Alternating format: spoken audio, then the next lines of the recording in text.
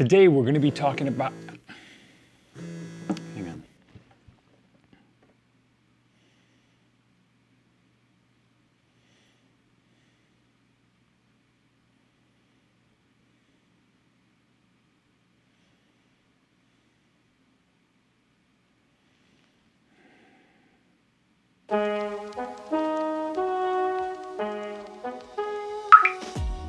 So apparently today what we're going to be talking about is disappointment. I've got a few different things that are going on, a bunch of different reasons, and we'll talk about all of them. Probably some of them you know, some of them you couldn't even guess at, but we're going to go through all of them today. This is Chad with BeGoneForGood. We do videos all about adventure motorcycling. Sometimes all about adventure motorcycling is dealing with canceled trips. That's what we've got. Stick through the rest of this video and I'll show you how we're going to adjust course and try and bring this back online, but we'll talk a little bit about the disappointment that I'm going through right now and how we're going to deal with it. First off, I'm disappointed because we had a trip planned last year for the Bourbon Run, as you all know, going through Kentucky and Tennessee, visiting different distilleries, doing some off-road stuff in there, and that got canceled because we just couldn't get schedules together. There's too much going on during the summer. I've got kids. Some of the buddies that I ride with have kids. It's just a mess. So getting everything to align perfectly is really difficult. None of us really want to do it alone because the interest that we have in doing it is kind of the joint, camaraderie element of it. So doing it alone just doesn't hold nearly as much joy for me. I do ride alone. I do enjoy some of that stuff, but I don't know that I'd want to take a trip by myself. So last year got canceled. This year, I thought we were gearing up. I'm really excited about the Wyoming BDR, watching the videos, seeing everybody else that's been going out on the Facebook groups and the different forums and stuff has been awesome. It looks like a great route. Hopefully we will get back there. For right now, this apparently, I don't need it. Wyoming's put on the back burner. The reason why that stinks is because everything has kind of already been set in motion. We are less than 1 week away. It's kind of getting ready to go. I mean, bike's in the shop, getting new chain, new sprocket, getting new tires on it, getting the air filters changed, getting the valve clearances checked. As you know, I didn't do that at 16,000, so I chose at 28 to get it figured out, make sure nothing's wrong. But the bike is all gonna be tip top in about 3 days. And now I have nowhere to go with it. So that's a bit of a disappointment, that kind of kick. I'd already taken the time off of work. I'd gotten everything set up so that my wife and my kids were all kind of taken care of while I was gone. All of that had been taken care of. Everything was ready to go. I mean, legitimately, all I had to do was pack and leave. And now it's not happening. So that kind of hurts a little bit, but we're nothing if not flexible, right? That's what adventure riding is all about. We forge on. The second reason I'm a little bit disappointed is because I have a ton of new gear that I purchased, was given, was trying out, all sorts of stuff for this trip specifically. And I'm gonna run through some of it now because I think it's still important. First off, I had a lot of gear centered around how I was gonna be camping and camping a little bit differently than I normally have. As you know, in the past, I've been kind of a little bit reticent to camp. I'm just not super into it. I was gonna do this entire trip camping.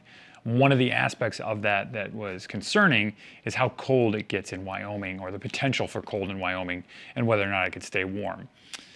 One of the followers out there who just had a new baby, congratulations, you know who you are, was concerned about my warmth and decided to get me something that I was really excited to try out.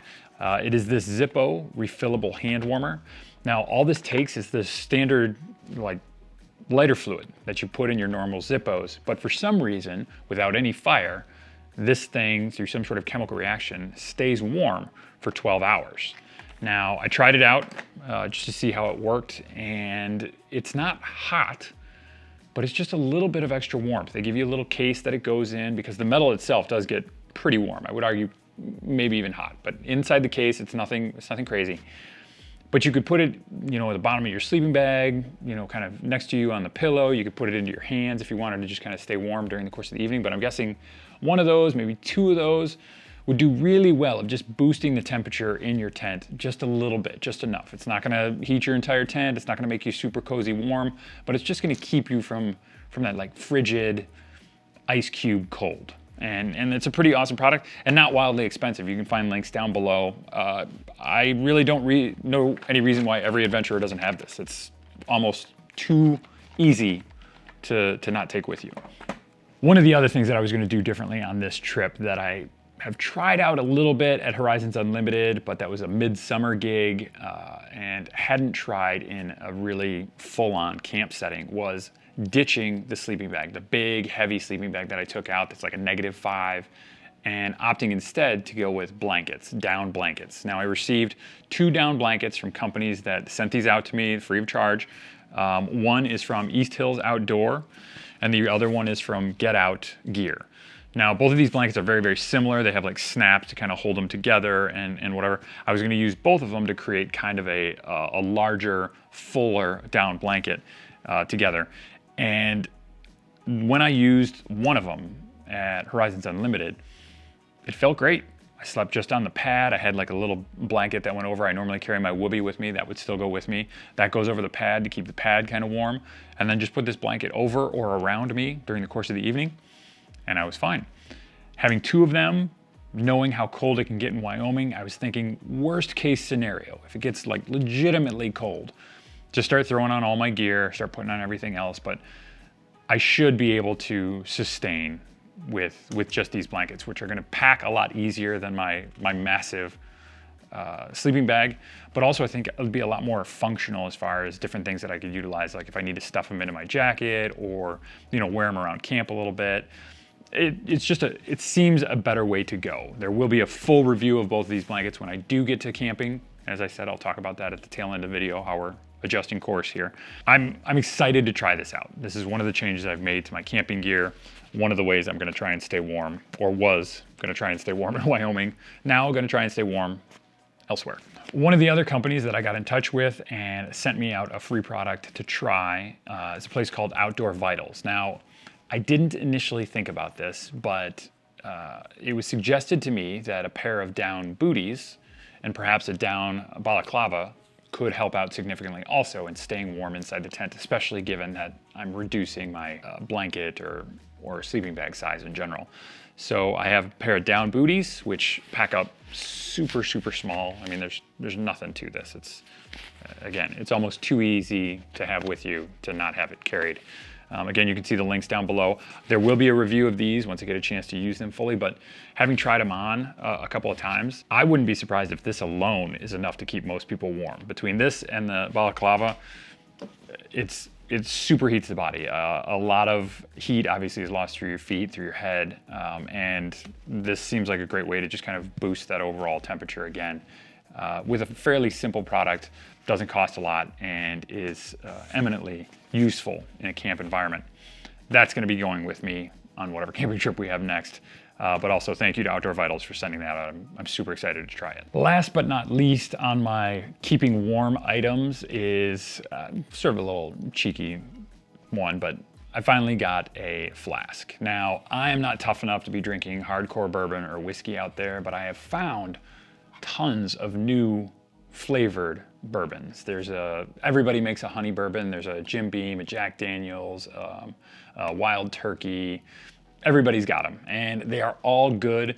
Some of them are a little bit sweeter. Some of them are a little bit more light and let a lot more of the bourbon through, but they're all awesome. There's salted caramels out there that are really good. Just tons of really, really good stuff. I was gonna take that with me as a little kicker for every evening, probably take a couple of shots of bourbon before going to bed.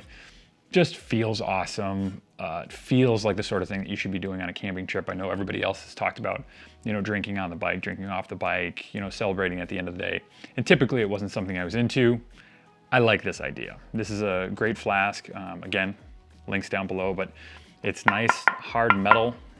It's got this really nice weather sealed cap on it with a little rubber thing so that you can make sure you hold onto your cap and don't lose that somewhere along the way. It fits just about anywhere in your camping gear, and it's tough enough that you don't have to worry about it breaking or getting crushed because of a fall or something else. And that'll be in addition to every camping trip I take from here on out. You'll see this along there. Okay, that's everything for warmth. Now I'm gonna get into some of the fun stuff. Things that I got so that I can specifically shoot this trip better this time, or at least what I was planning on shooting this trip is better this time. I got the Insta360 1-inch. This is a 360 camera. I have seen this thing in action a couple of times. I've used it at some family events. Unbelievable. I will tell you right now, for the next time I get out on the road, I will be shooting it in 360-degree fashion. So if you want, you'll be able to go on YouTube. You don't even need the VR headsets. If you've got the VR headsets, it'll be even better because you'll actually be able to look around. But even just on your phone, you'll be able to move around and look in any direction as I'm traveling down the road. It'll be super cool. You can see out the front if you want to see out the front. You can look towards the back and see me in the back. You can look side to side, see the cars on either side of me. Once we get traveling in really cool environments, you'll be able to look around. If you want to look up at the trees, if you want to look down at the ground going by, you'll be able to do all of it because it captures 360 degrees of video. It's amazing, it's outstanding. It allows a lot of cutting and editing afterwards so that I can show you essentially anything that's worthwhile that I pass on this camera. It's super cool. It's a little bit heavy. It comes with this this extra long kind of selfie stick that this thing knows to digitally map out so that it appears as though this camera is just floating in the air when it's on the end of this stick. Super cool tech that I don't understand, but love to be able to utilize right there. That's going to be going on the next trip also. One of the reasons I'm a little bit bummed that we're not going to Wyoming, because that would be really awesome out there. The other little guy I got to go along on this trip that I'm really disappointed I'm not going to be able to shoot Wyoming with is right here. It's the new DJI Mini 3. This thing is super small, underneath the 250 gram mark, which means there's a lot less regulation that I have to deal with, but beautiful images come out of here. I've used this at home a little bit, crashed it already, so it's tough enough to handle the crash. But I was really excited to get this up in the air in Wyoming. If you've seen any of the other videos from either Ride BDR or any of the other guys that have gone out, Wyoming is the perfect place to be taking a drone. It's gorgeous, it's expansive, it just goes on forever and would look really, really good on drone. I was super excited to use this. Now I will use it on our trip that we're gonna take instead, which probably won't be as dramatic, but I think still will get useful. And this will still be used next year for Honduras. This will be going along with. I understand there's all sorts of legal issues going through Mexico with it. I don't know exactly how I'm gonna handle that yet, but it'll be there at some point. So that drone I was super excited to use in Wyoming, and that's a little bit disappointing that I'm not gonna get the chance. All right, the last bit of tech that I was gonna take with me that obviously isn't for shooting, but I was super excited to get to utilize was the new Garmin Montana 700i. Now, this is very, very similar to the InReach that I've already taken on a bunch of trips, except for it's got a bigger screen. It's got a screen that you can actually navigate by while you're on the bike. I have also added a mount on my bike, that's what's in the shop also, so that I can mount this, have it be powered, and have everything nice and accessible for the entire trip. I was super excited to get a chance to use this. I'm not great at it yet. There will be a review coming. Garmin did not send this out to me. This is something that I purchased all on my own, which is not a cheap purchase. You can find, again, the links down below. But I thought that this is exactly the sort of thing that an adventure biker can have. I love having a SOS capability on this as a single GPS satellite unit, so I don't have to carry the InReach also. That will probably be going up for sale at some point if anybody's interested specifically in picking up one of those at a reduced cost, not cheap, but a reduced cost. Send a word out to me. But this is something that I consider a must. Not necessarily the one that's got a big screen, but I think if you're traveling, especially off-road, especially in remote areas, you have to have some sort of emergency beacon with you. I like the beacons that have two-way communication capability, so it's not just sending out an SOS, it actually sends out an SOS and you can receive messages back. You can send messages like, hey, it's just a broken leg, hey, I'm completely out of water, the bike is on top of me, whatever you need to send, you can actually send that out with this as opposed to just an SOS signal, which gives them no idea about what's actually going on site. So I think this is a fantastic product. Definitely worth its weight in gold, and you will be paying that weight also. For all of you who have watched the videos from before, you know that in Utah we got in some really sticky spots because we chose to bring too much gear and not enough water. Clearly, I'm still bringing a ton of gear, but I'm also gonna start bringing enough water. I got these to go in side packs that I'm carrying on my Reckless 80 now. This is just added water, super easy. They pack down really, really small if you need them to, and you can just fill up. I probably will be taking close to a couple of gallons of water on the road with me now. I thought that would be really important camping also, so that I can clean off everything that I need to. I can hydrate very, very well at the end of the day. I can hydrate very, very well in the morning. I have enough to be able to do all of my bedtime routines. If I need to wash clothes or something, I can dump half of this pack into a dry sack and wash clothes there and hang them up to dry over the course of the evening. It's enough water that I can make do with just about anything. And the way that it rides on the bike and in those side packs, just keep it low enough that it doesn't have major issues. It's not high on the bike, it's not on my back, where I will be carrying a water reservoir as well, but all of that stuff will just be a lot easier to utilize. I'll also be taking the Aggressor -1.0 from Climb along with me to wear underneath my armor. That stuff is just spectacular. Those base layers are just amazing. They are crazy expensive. If you want to see the video I shot on it, check out right here.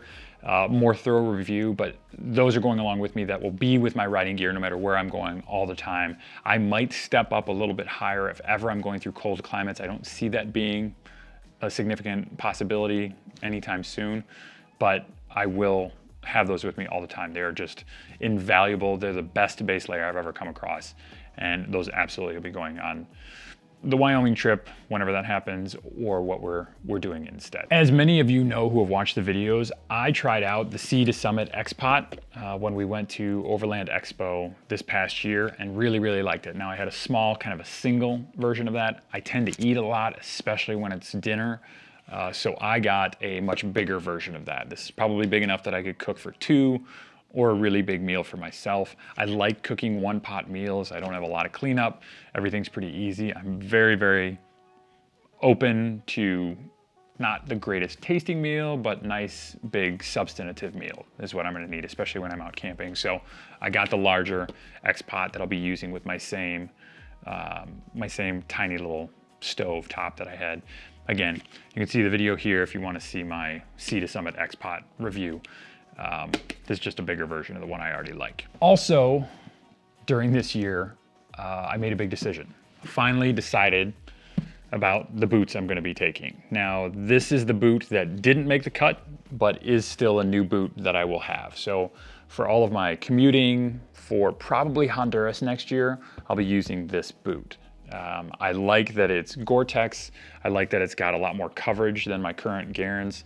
I like that the look of it. I think it's awesome. I love the leather. I love the bottom, just how chunky that sole is. It looks like that's really gonna last for a long time, yet it's still grippy. I just think this is the perfect boot. Initially, I had issues with the sizing on here because the 13 didn't feel great. Tried a 13 again, fit a lot better. I'm in. This is my new, not motocross boot. And this is my new motocross boot. This is the Liat 5.5 Enduro. This thing is a monster. It is super heavy. There's plastic everywhere. Brett Tax talked about comfort and convenience and feeling happy on the bike versus protection. And when he said an off-road environment, protection, protection, protection, always go the route of more protection. So he opts for a full MX type boot. That's exactly what this is. It's gonna take a little bit of getting used to because I've ridden in very, very comfortable boots before, but I think this thing is fantastic. What I've done in it so far has been really, really good.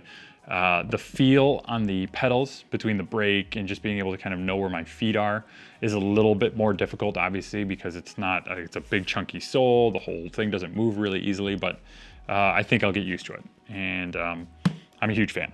And it provides the protection so that I don't have to worry as much about crushing an ankle or breaking something when I'm out on the trail. Also, considering how crazy it can get out in Wyoming, I purchased the Climb like rain gear. I can't remember exactly what this one is called. I'll make sure to, it'll be on the video. It's right below now because I have the chance to do that in the editing room. But I got this as a great overlayer because I'm gonna be wearing armor basically anywhere I go now. I've moved over completely to the armor. I almost don't use my climb jacket at all. If it gets to be winter around here in North Carolina, I'll probably put it on just because it's a lot warmer. It's a lot easier. You can stack stuff underneath it. That'll be the only time I'm generally going to be getting back in the jacket. But if weather creeps up on you, I'll probably be taking this down to Honduras as well because it rained a ton. Sometimes you're out early in the morning, it's a little bit chillier. You're still wearing wet gear from the night before, so I'll throw this over just until it warms up a little bit. The sun burns off some of that wetness and that dew, and then I can take this off, stow it away, and keep it. It's super, super strong, stretchy material. It's not quite Gore-Tex, I guess, as far as breathability, but it is waterproof. So I'm super excited to use this. It was also going to be perfect for Utah because the cold. If I was in armor and it got a little bit chilly at the end of the day or at the beginning of the day, throw that over. Obviously your heat stays inside a little bit better. If it started raining, throw that on, keep you a little bit drier than you normally would be. I was super excited to go that route. It's now a part of my gear, whether or not we go to Wyoming, because we're not going to Wyoming, and I'm excited about it. I've used it in the rain a couple of times, and it works very, very well. I will tell you the reason I chose this over the Moscow rack, which was pretty close to my my ideal jacket. I thought about it. I considered it super, super heavily between these two. The reason I chose to go this route as opposed to the rack is because in full gear, if I just got off the bike with my gloves still on, my helmet still on, just my armor, I can put this on and zip it up without taking any of that off. In the rack, one, it's going to be a lot more difficult getting that over the helmet because it doesn't zip down all the way. It's like a quarter zip. And two, it just, watching their model like put it on, even in regular street clothes, it looked like a bit of a struggle and not the sort of thing that I'd want to be taking on and off over and over again the way that I could with this jacket. So that's the reason that I opted for this with the full zip front. It's easier to get on and off. I'm likely to be doing on and off type stuff when I'm wearing rain gear, so I went with the Climb instead of the Moscow. But Moscow, you came close. You know you're near and dear to my heart. I've got a bunch of new Moscow gear coming, which obviously there will be a review on when that happens. I was hoping to be able to take it on the Wyoming trip. It has not arrived yet, even though it was supposed to be ready in August. Whatever. I guess it doesn't matter now because I'm not going to Wyoming, but hopefully that gear will be arriving soon and we can talk further about that as well. Another new item that I was bringing out to Utah that I was super excited about, and now we'll be kind of transferring to a different one, is this. Now, I know this is going to seem ridiculous. This is a massive Yeti cooler. This is one of the smaller ones they have, but I already have ideas about how exactly I'm going to strap this down to the tail of the bike. I'm going to be able to stop before we get to our campsite, put everything that I need for not only dinner, but breakfast in here. So I'll have my eggs, I can have any bacon, any meat, anything like that. Keep it cold for the night. If I want to pick up a couple of drinks or something, all of it can go in here. Cup of ice, boom, throw it in there.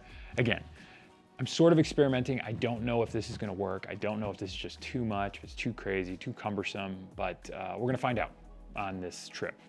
Not Wyoming, but the upcoming one, how this works and if this is something that I can take along with me.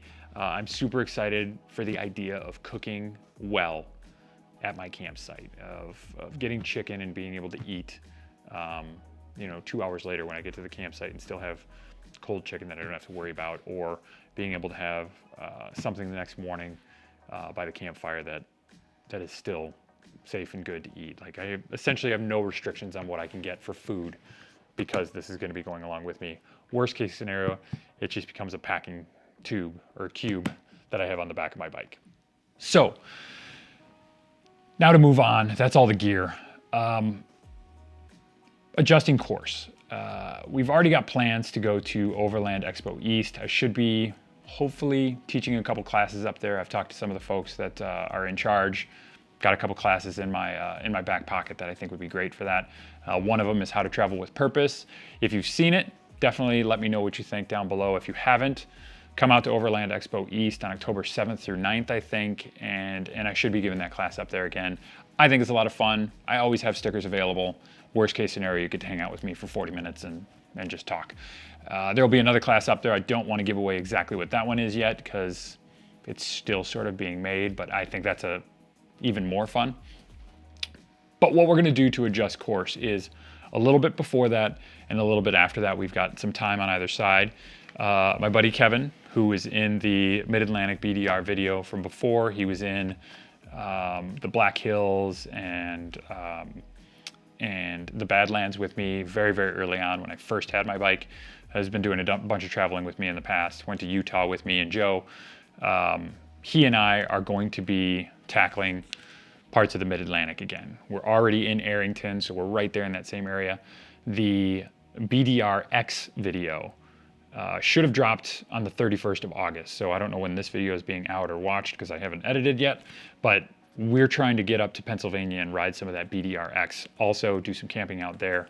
Super excited to have the opportunity to still do a little bit more of this. The first time we went through, you can watch the video here, we skipped some of the more extreme stuff because Kevin had fallen off the bike, broken a couple of ribs, just wasn't feeling up to some of the more expert sections. So we'll do tub run, we'll do some of the expert stuff, we'll move around a little bit. We'll probably concentrate a lot more on having fun and camping and what sort of food we can do and all the ancillary things that go along with an adventure trip, just because we're gonna suck the marrow right out of this thing. We're gonna get as much as we possibly can out of a fairly short amount of time taking that trip as we possibly can.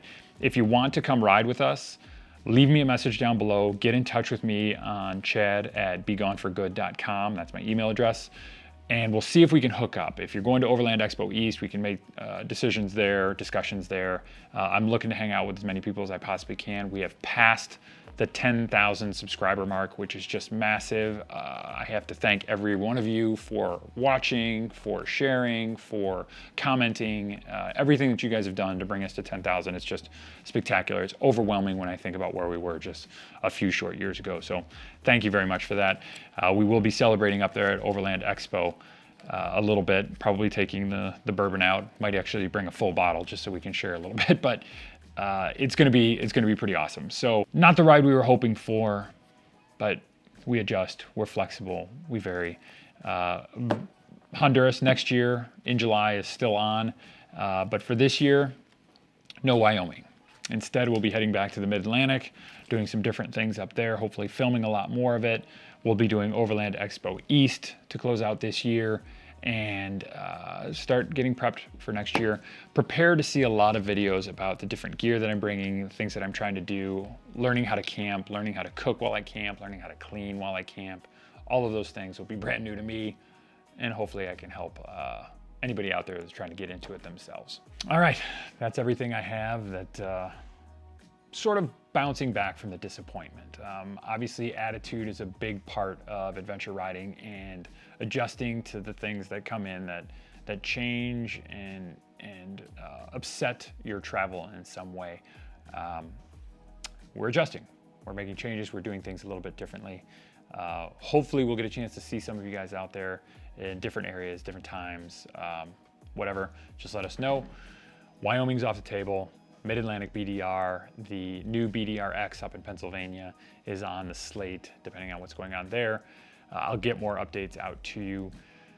Again, this is Chad with Be Gone for Good. We do videos all about adventure motorcycling. If you liked this video, definitely hit that thumbs up. It helps us out a great. Comment down below about anything that you see on the table that you want to know more about, anything else that you think I should be taking with me, anything I shouldn't, that I should toss in the garbage.